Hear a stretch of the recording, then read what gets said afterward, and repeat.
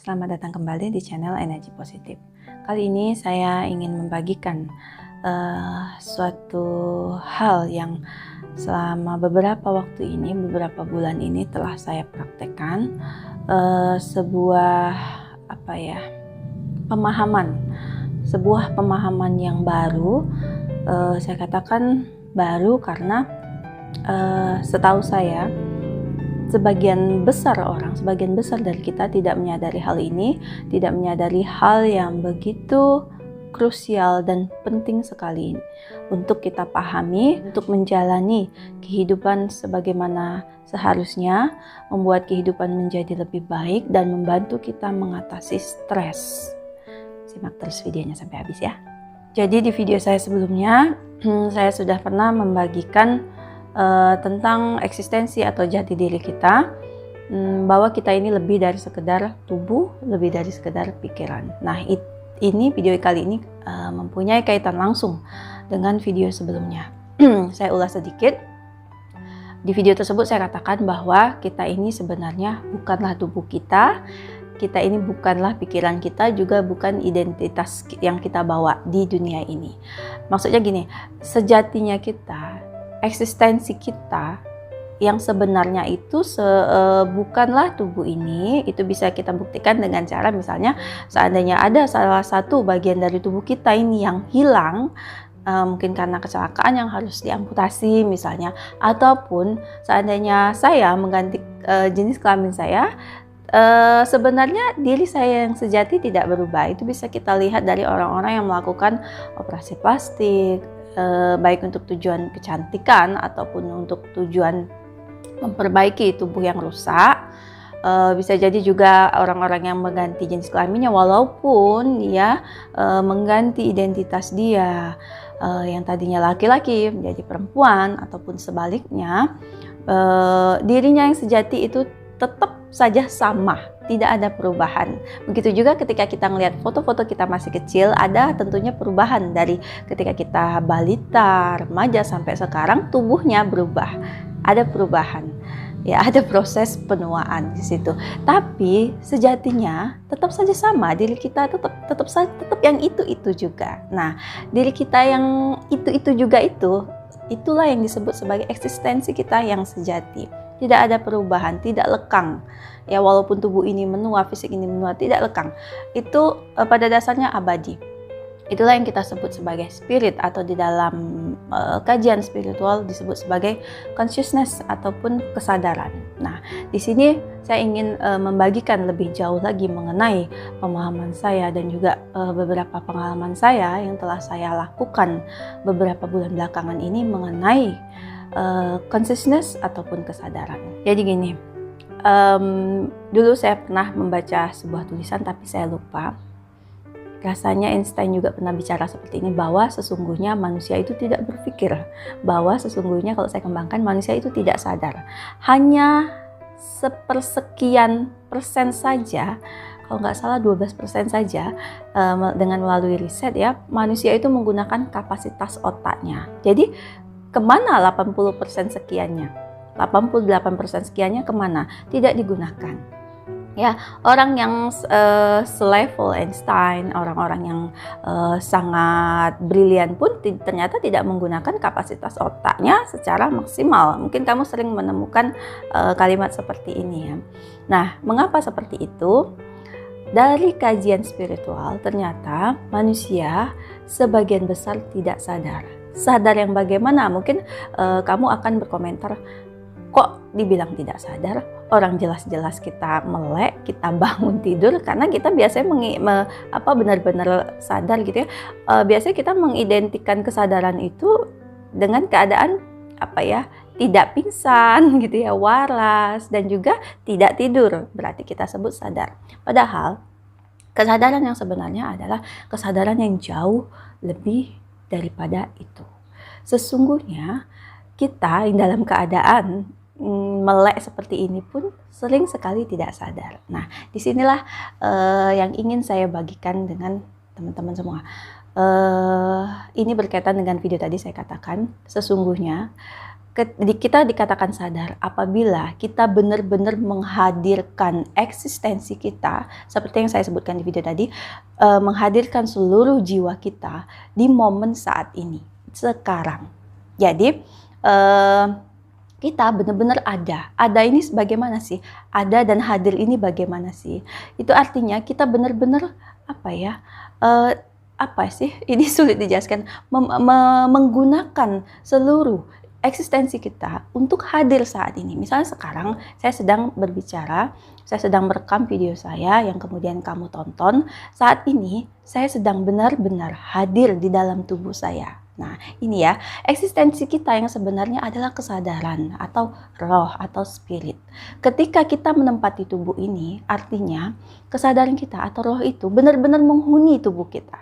Ya, dicatat. Maksudnya kamu benar-benar menghuni tubuh kamu. Artinya ketika kamu memegang sebuah pena atau ketika kamu memegang sebuah handphone seperti ini, kamu benar-benar merasakan dan memperhatikan setiap gerak-gerik kamu. Ketika kamu mengambil, ketika kamu meletakkan, ketika kamu mengamati. Artinya, kesadaran kamu, diri kamu itu benar-benar mengamati, memperhatikan setiap laku yang sedang kamu kerjakan. Ketika kamu berbicara, kamu benar-benar hadir saat itu. Benar-benar menyadari apa yang kamu katakan. Ketika kamu sedang berkomunikasi dengan orang lain, ketika kamu sedang mendengarkan orang lain berbicara kepadamu, kamu benar-benar ada di situ. Kenapa saya katakan kamu benar-benar ada? Karena faktanya kita tidak selalu ada di tubuh ini. Catat itu ya. Ini menarik, benar-benar menarik, namun juga membutuhkan perhatian yang sangat mendalam. Ketika kamu menyimak video ini, seharusnya kamu benar-benar memperhatikan dengan mendalam, karena jika tidak, kamu akan kamu akan kehilangan maksud saya. Jadi, hadirkanlah dan biasakanlah kamu itu sadar, eling, waspada setiap saat. Karena buktinya, karena faktanya, kamu silakan cek dan kamu silakan sadari sendiri bahwa kita jarang sekali. Saya tidak akan jauh-jauh mengambil sampel selama sepanjang hidup kamu ya. Hanya dalam 1 kali 24 jam saja, atau ya katakanlah 12 jam saja, berapa menit, berapa sih waktu yang kamu sadari benar-benar kamu ada di dalam diri kamu benar-benar ada di momen saat ini, detik ini, saat ini saja. Kamu benar-benar aware, benar-benar waspada. Saya sudah mengukur di saya sendiri, dan jarang sekali saya benar-benar ada di dalam diri saya sendiri. Jarang sekali saya benar-benar menghadirkan eksistensi saya, kesadaran saya di setiap aktivitas saya. Jangankan 12 jam, 1 jam saja itu sulit sekali kita benar-benar eling atau ada di momen saat ini. Ini menarik sekali. Karena kita ini ternyata mengalami apa yang disebut sebagai ketidaksadaran kolektif. Kita semua tidak sadar. Apa akibatnya ini? Akibatnya kita seringkali kita dikendalikan oleh pikiran kita. Sesungguhnya kita ini tidak benar-benar berpikir. Berpikir di sini maksud saya berpikir dengan sadar, berpikir dengan keelingan, kewaspadaan, disertai oleh kesadaran kita sepenuhnya. Sebagian besar dari kita, rata-rata dari kita ya, mungkin semua orang itu seringkali melakukan proses berpikir dan beraktivitas secara autopilot, otomatis. Kamu buktikan saja, ketika bangun tidur, pasti yang ada di dalam pikiran kamu, habis ini saya gini, kemudian jam sekian saya berangkat kerja, terus seperti itu sepanjang hari. Tidak pernah bisa dikatakan di sini hampir tidak pernah kamu itu benar-benar mempunyai jeda di dalam diri kamu sendiri untuk benar-benar menyadari kehadiran kamu di dalam diri kamu. Saat ini sudah beberapa waktu ini saya berusaha, ya ini adalah latihan sepanjang hidup ya. Saya sudah berusaha untuk menghadirkan jiwa raga saya, menghadirkan perhatian saya di momen saat ini saja dengan kesadaran penuh. Kenapa ini menjadi penting? Apa sih manfaatnya bagi kehidupan? Ya, kesadaran penuh itu adalah saat dimana kamu benar-benar menjadi diri kamu sendiri. Kita ini sesungguhnya tidak benar-benar begitu sadar siapa diri kita sebenarnya. Kita cenderung mengidentikan diri kita dengan identitas palsu. Identitas palsu itu seperti apa? Misalnya ketika saya lahir, sesungguhnya saya tidak mempunyai nama dan saya tidak punya identitas apa-apa. Yang memberi saya nama Vina adalah orang tua saya. Dan kemudian ketika saya bertumbuh dari anak-anak, balita, anak-anak, kemudian ABG dan menjadi dewasa, saya terus menambahkan identitas-identitas diri saya yang terbentuk dari aktivitas saya dan juga interaksi sosial saya. Ketika saya bekerja, saya melabeli diri saya sebagai seorang pegawai. Kemudian ketika saya menikah, tambah lagi identitas saya sebagai istri dan sebagai orang tua. Terus seperti itu. Tapi jangan lupa, eksistensi kita yang sesungguhnya terlepas dari semua itu. Kita ini tidak berwujud. Sebenarnya roh ataupun jiwa itu tidak berwujud. Hanya saja di film untuk memudahkan secara dramatis, menampilkan secara dramatis keberadaan roh itu dibentuklah bahwa roh itu sesuai dengan tubuh kita seperti ini. Tapi sebenarnya tidak. Itu sebenarnya tidak logis. Karena ketika kita mati misalnya di usia tua gitu ya, berarti yang harusnya ditampilkan adalah usia saat itu. Ya. Tapi sebenarnya roh atau kesadaran itu sendiri hanya sadar tok.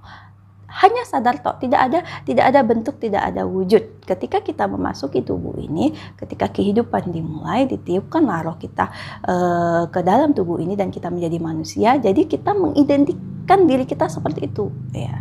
Gunanya apa? Gunanya kita tetap sadar, menyadari eksistensi kita yang sesungguhnya itu untuk memberikan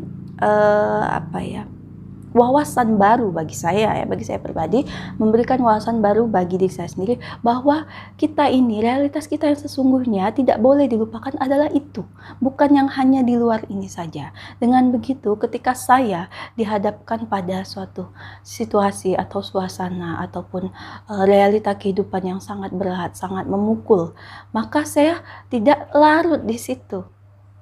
Saya selalu ingat bahwa saya bisa memilih, saya bisa menyadari bahwa saya bukanlah masalah saya. Saya yang sesungguhnya terlepas dari masalah hidup saya, penderitaan hidup saya. Ini bukan berarti saya ingin membuat orang-orang itu menjadi melarikan diri dari kenyataan, bukan, tapi hanya mengingatkan kembali kepada teman-teman semua bahwa kita sesungguhnya bukanlah hal-hal itu, bukanlah identik dengan hal-hal itu. Itu adalah situasi yang memang senyatanya harus kita hadapi. Tapi ketika kita begitu melekatkan diri kita dengan identitas-identitas tadi yang membawa begitu banyak penderitaan, begitu banyak permasalahan. Ketika kita menghadapi situasi sulit, ketika kita menghadapi masalah yang besar, kita identik dengan sana. Seolah-olah tidak ada jalan lain. Seolah-olah kita itu hidup kita hanya itu. Padahal tidak. Kita yang sejati itu sebenarnya hanya mengamati apa yang terjadi di dalam diri kita, di dalam identitas yang kita tambahkan tadi. Apa manfaatnya? Manfaatnya ketika kita hanya menjadi pengamat, maka kita akan lebih objektif dan kita akan mempunyai kesempatan untuk memilih reaksi kita. Ini benar, sesungguhnya kita ini selalu punya pilihan. Kita selalu memilih. Tapi kadang-kadang situasi yang berat membuat kita seolah-olah tidak ada pilihan untuk marah, untuk benci. Itu kalau kita mengidentikan diri kita dengan identitas kita. Tapi begitu kita menarik diri, memberi jeda atas identitas palsu tadi dan benar-benar menyadari bahwa kita itu hanya roh yang menghuni suatu tubuh dan mengalami kehidupan ini, maka kita akan mempunyai waktu, kita akan mengambil keputusan untuk tidak larut di situ.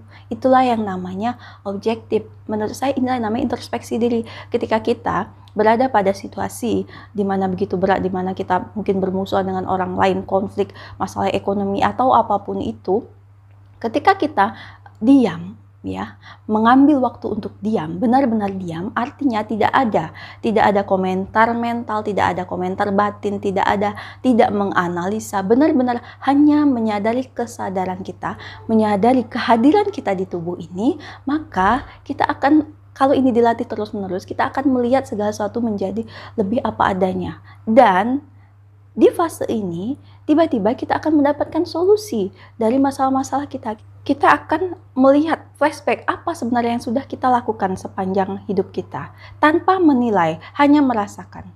Hanya mengamati apa yang sudah terjadi. Inilah yang namanya introspeksi diri. Kadang kita terjebak.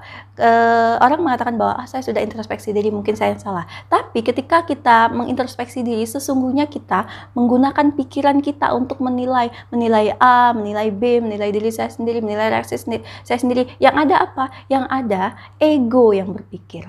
Ego lah ya. Ego itu berguna untuk melindungi diri kita sebenarnya ya. Untuk survival, untuk bertahan. Itu bukan sesuatu yang salah. Tapi ketika kita banyak menggunakan ego dalam berpikir, kita jadi tidak objektif lagi. Tidak ada gunanya, bukan introspeksi itu. Introspeksi yang sesungguhnya adalah ketika kita mendiamkan pikiran kita dan hanya merasakan kesadaran di dalam diri kita, maka akan muncul sesuatu yang lebih sejati di dalam diri kita itu. Itu yang disebut kesadaran. Saya membuat video ini dengan tujuan, dan terutama video-video yang lain, saya membangun YouTube channel ini dengan tujuan agar kita semua lebih menyadari eksistensi dalam dunia dalam diri kita ini, setidaknya at least ya, setidaknya kita membagi perhatian kita tidak hanya melulu dengan dunia luar kita, dengan segala penderitaan, dengan segala problema, dengan segala penderitaan kesedihan kita itu, tapi lupa dengan jati diri kita. Itu tidak seimbang namanya, dan itu cenderung membuat kita menjadi stres, cenderung gila. Banyak orang gila karena begitu identik atau begitu menyelami realita luar, tapi lupa bagaimana dunia di dalam diri kita, merenungi batin kita. Tampaknya seperti orang yang kurang kerjaan ya, merenungi dalam diri kita, tapi itu enggak. Itulah jati kita. Karena kita ini hidup di dunia yang logis, kita sering mengabaikan kondisi batin kita. Kita mengabaikan yang namanya pemahaman kita tentang jiwa kita sendiri.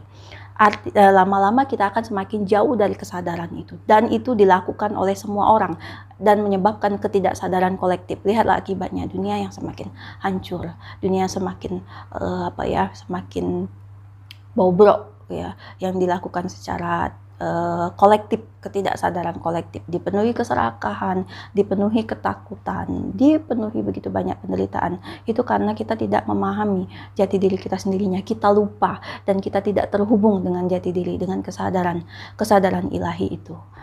Video ini saya dedikasikan agar kita semua mempunyai waktu atau mulai membagi waktu terhadap dunia dalam kita. Karena hanya di dalam dunia dalam, hanya di dalam realitas diri kita sendiri, kita dapat menemukan kedamaian yang sejati, kita dapat menemukan kebahagiaan yang sejati, keluhuran, semua itu ada di dalam diri kita. Itulah kenapa orang mengatakan bahwa kebahagiaan tidak ada di luar diri. Benar, berapapun banyaknya materi atau betapapun apa yang ingin kamu capai di kehidupan ini sudah kamu capai, tapi tetap saja kamu merasa kosong. Kenapa? Karena orang-orang tersebut tidak menemukan dirinya sendiri. Jadi seolah-olah ada lubang di dalam diri mereka yang terus-terusan ingin diisi. Mereka tidak benar-benar bahagia. Mereka lupa dan terputus dari jiwanya sendiri, terputus dari kesadaran ilahi itu.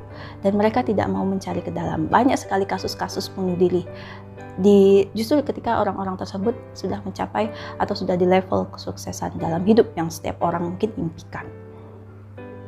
Demikian video kali ini, terima kasih sudah menonton. Salam damai, salam hening.